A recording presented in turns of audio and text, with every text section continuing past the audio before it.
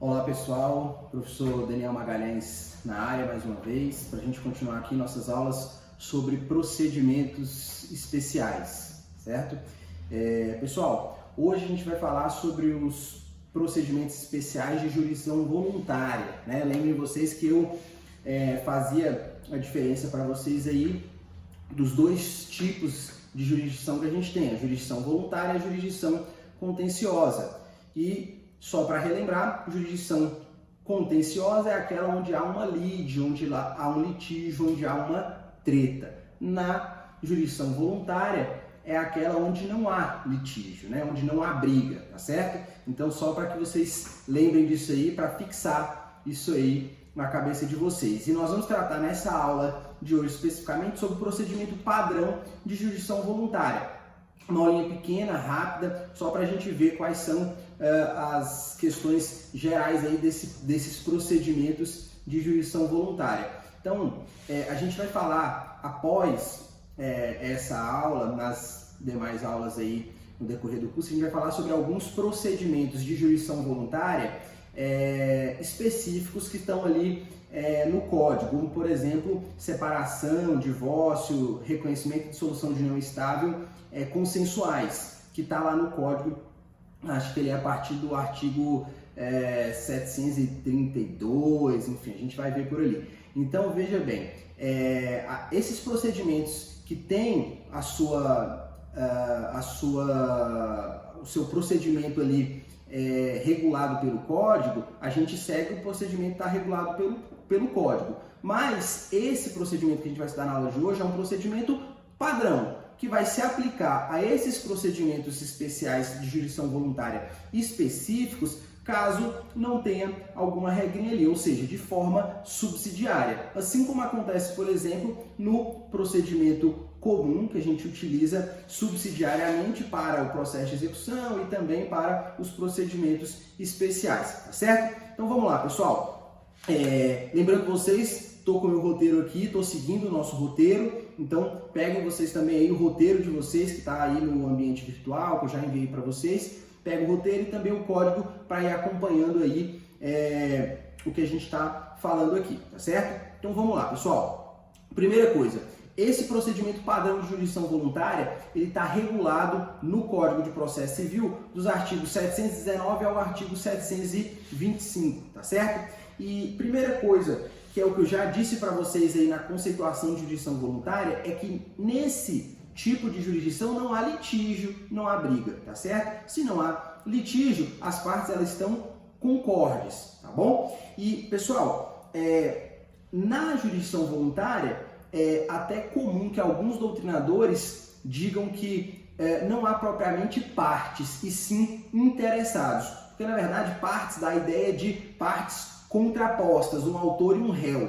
tá? E aqui na jurisdição voluntária, como não há briga, como não há litígio, a gente costuma-se falar em interessados e não em partes, tá certo?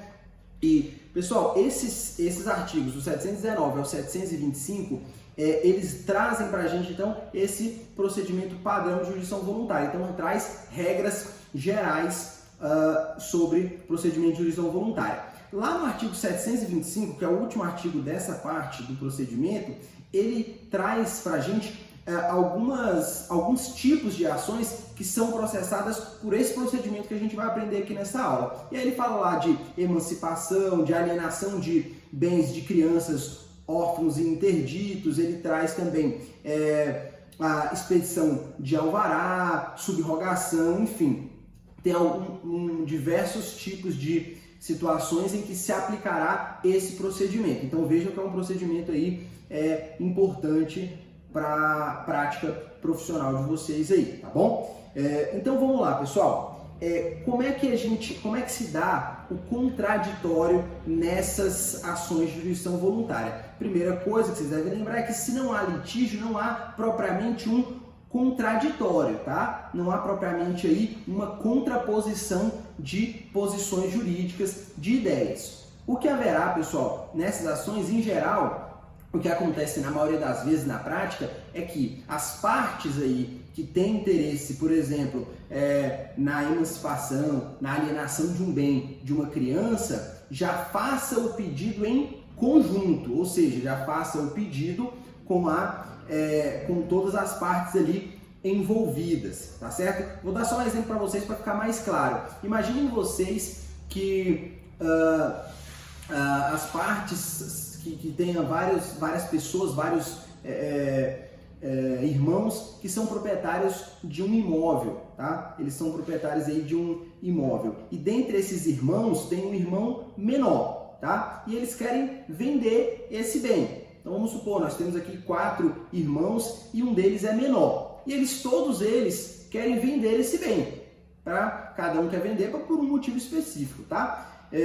Mas como há um menor, não há a possibilidade de se vender esse bem normalmente sem a presença aí de um procedimento de jurisdição voluntária, sem a autorização judicial. Então, nesse caso, o que se deve fazer? Todos os 4 querem vender, mas como um deles é menor, tem que se ir ao judiciário para fazer esse pedido para que se venda esse imóvel, tá certo? Isso é um tipo de jurisdição voluntária desses que a gente está falando aqui, que é uma das hipóteses que está ali no artigo 725. Então, na prática, o que ocorre? Na maioria das vezes, os 4 que querem vender, que estão concordes, já ajuizam ali aquela ação judicial, essa ação de procedimento voluntário, para poder pedir ao juiz, em conjunto, os 4, a venda do imóvel. Mas pode acontecer também, pessoal, que os 4 estejam concordes em relação à venda, mas um deles vai lá e contrata o advogado e fala assim, olha, eu vou ajuizar o procedimento e vocês serão citados para poder se manifestar. Pode acontecer também? Pode. Se um só deles ajuizar a ação, o que vai acontecer? Ele vai ajuizar a ação, vai distribuir a petição inicial dele contando o caso ali, dizendo, olha, nós temos um imóvel comum em condomínio, né, um imóvel dessas 4 pessoas aí em conjunto e nós queremos vender. E aí só um ajuizou a ação. E ele vai fazer o quê? Ele vai pedir, juiz, cite os outros 3 para que eles possam se manifestar. E tal qual no processo de conhecimento que vocês já estudaram, o juiz vai mandar citar os outros 3 condôminos desse bem, coproprietários desse bem, para que eles possam se manifestar. Ah, quer dizer então, professor, que eles vão contestar o pedido? Não, não vai haver contestação. Por quê? Não há litígio. Lembra, nós estamos falando de jurisdição voluntária. Não há, então, propriamente um litígio. Se não há litígio, então, eles não vão contestar. Não é uma contestação propriamente dita, né? O que vai acontecer é que eles vão se manifestar em 15 dias. Essa manifestação não é uma contestação porque não há uma contraposição de ideias, tá bom? Agora, pode acontecer de um desses 3 ou os 3 quererem se contrapor à venda, se contrapor à ideia? Pode. Se isso acontecer, pessoal, se houver uma contraposição, aí o que o juiz vai fazer? Ele vai remeter o procedimento para as vias ordinárias, ou seja, ele vai transformar o procedimento do procedimento de jurisdição voluntária para um procedimento de jurisdição contenciosa, de procedimento comum de conhecimento. E aí vai ter contestação, réplica, produção de prova, audiência de instrução, e aí aquilo tudo que a gente já estudou em processo de conhecimento normal, tá bom? Procedimento comum. Tudo certo? Então, se não houver essa lide, que é o caso que nós estamos tratando aqui, se não há o litígio, esses 3 serão citados para se manifestar. E essa manifestação, pessoal, consistirá em quê? Apenas dizer, olha, não, realmente eu concordo, queremos vender, e pode inclusive trazer algum aspecto técnico para ajudar o juiz a decidir ali, ou alguma outra contribuição ali, tá certo? E aí, após essa manifestação dos interessados que foram citados, o juiz, dentro de 10 dias, diz lá o artigo 723, julgará esse pedido. Por que, pessoal, em 10 dias? Porque é um procedimento simples, é algo que não tem um grau de dificuldade intelectual muito grande. O juiz só vai averiguar se aquilo ali está dentro das possibilidades do ordenamento jurídico e vai chancelar aquele pedido e vai autorizar a venda, tá certo? Então, dentro de 10 dias, o juiz poderá decidir esse pedido. Que mais? Instrução processual, pessoal. Na verdade, como não há lide, a instrução processual ela é extremamente simplificada, ou seja, professor, quer dizer que não há instrução processual? Há, né? Como existe um processo, há uma instrução processual, só que não vai ser uma instrução processual como aquela das ações de conhecimento, né? De jurisdição contenciosa, onde você pode apresentar provas, perícia, testemunha, né? Depoimento pessoal, enfim. Isso não vai haver aqui. Aqui, a instrução processual que vai haver em geral é basicamente a documentação que as partes levaram ao processo para comprovar aquilo que estão alegando. Por exemplo, nesse caso de pedido de venda do imóvel, basicamente a instrução processual vai ser o quê? Apresentar a certidão de matrícula, a certidão de ônus do imóvel, demonstrando que o imóvel está registrado em nome deles e pedindo a venda, né? E colocar ali seu RG, CPF, né? Documentação de RG, CPF, a certidão de nascimento do menor, para dizer que, comprovar que ele é menor e que há necessidade então desse procedimento de jurisdição voluntária, né? Porque se fosse maior não precisaria, entendam? Certo? Então isso é o que vai haver ali de instrução processual, né? Se for necessário qualquer tipo de maiores esclarecimentos, o juiz pode pedir algum outro esclarecimento nessa instrução processual, mas em geral não é o que acontece, tá certo? E volto a dizer, se houver uma divergência, uma briga, por exemplo, fez o pedido e eles têm uma divergência grande em relação ao valor do bem que deva ser vendido, vai se remeter isso para o procedimento ordinário e aí lá vai se discutir. Aí vai poder ter contestação, réplica, produção de prova, perícia, tá? Vai poder pedir para uma pessoa, um corretor ou uma pessoa responsável fazer a avaliação do valor de mercado, discutir se aquela avaliação é realmente adequada ou não, tá certo? Aí viraria um procedimento de jurisdição contenciosa. Mas supondo aqui que estamos todos concordam, os quatro herdeiros, os 4 coproprietários, aliás, estão concordes, eles concordam inclusive no valor. Então o juiz só vai se chancelar e falar, pode vender, tá certo? Então a instrução processual extremamente simplificada. Pessoal, e a sentença? Aqui nós temos uma questão interessante nesse procedimento de jurisdição voluntária. O artigo 723, parágrafo único, diz que o juiz ele não está obrigado a observar a legalidade estrita, ou seja, aquela lei positivada ali, podendo decidir de forma que entender mais conveniente. Pessoal, quer dizer que o juiz pode decidir de qualquer jeito, sem observar o ordenamento jurídico? Não, pelo amor de Deus. Entendam, quando o artigo 723, parágrafo único, diz que o juiz não precisa observar a legalidade estrita, ele quer dizer o seguinte, ele dá uma margem de maior para o juiz decidir conforme o procedimento possa parecer mais adequado. Então vejam bem, ele vai decidir com base no ordenamento jurídico, com base nas possibilidades que o ordenamento jurídico traz, mas ele poderá adaptar essa decisão para a melhor prestação jurisdicional, sem se ater à lei positivada estritamente, tá certo? Mas o juiz ele vai decidir com base na lei. Então, não entendam isso como uma carta branca para o juiz decidir de uma forma totalmente aleatória, totalmente divergente com aquilo que acontece no costume e na legislação processual e legal do Brasil, tá certo? Então, cuidado com isso daí.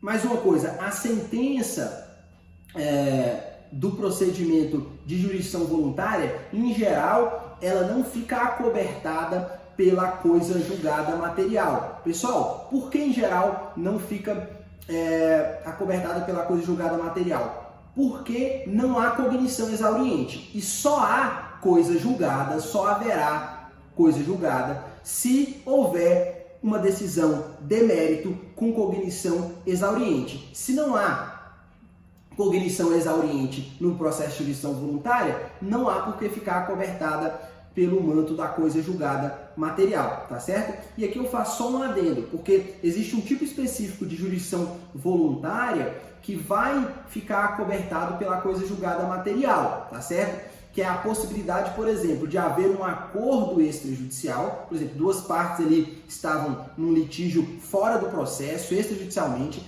elas fazem um acordo, chegam a um termo, fazem um acordo, só que o que eles fazem? Eles pedem para que esse acordo seja homologado em juízo. Eles vão lá, peticionam em conjunto ao juiz para que seja homologado. Isso é um tipo de jurisdição voluntária, porque não há lide. A lide que havia já foi resolvida extrajudicialmente.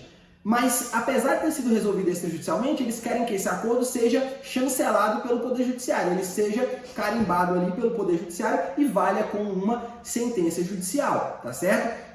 Talvez para dar uma segurança maior, pelo menos, vamos dizer assim, no sentido de que as partes, principalmente as partes leigam, entendem que, não, isso poderia dar uma maior segurança para a gente e tudo mais, se for o caso, tá? Mas enfim, essa homologação de acordo feito extrajudicialmente é um tipo de jurisdição voluntária.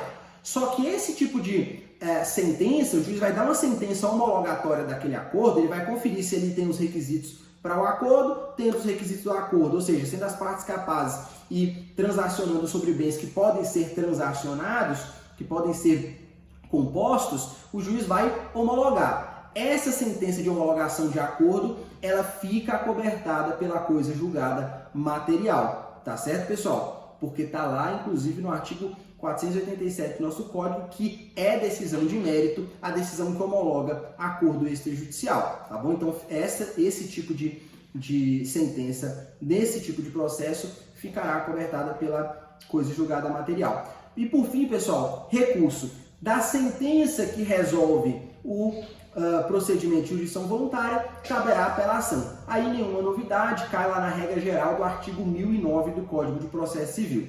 Pessoal, então esse foi o procedimento padrão de jurisdição voluntária que se aplica a uma diversa gama de procedimentos, aqueles ali esculpidos no 725 e qualquer outro procedimento que não esteja naquele rol do artigo 725, mas que seja de jurisdição voluntária e não tenha uma regra, um regramento específico ali no Código de Processo Civil, tá certo? Então, pessoal, facinho aqui, ficamos por aqui com essa aula. Próxima aula a gente vai falar um pouquinho sobre procedimento de jurisdição voluntária para divórcio, separação e reconhecimento de solução de união estável, tá certo? Fiquem com Deus e até mais. Aguardo de vocês aí um feedback, tá bom? Um abraço.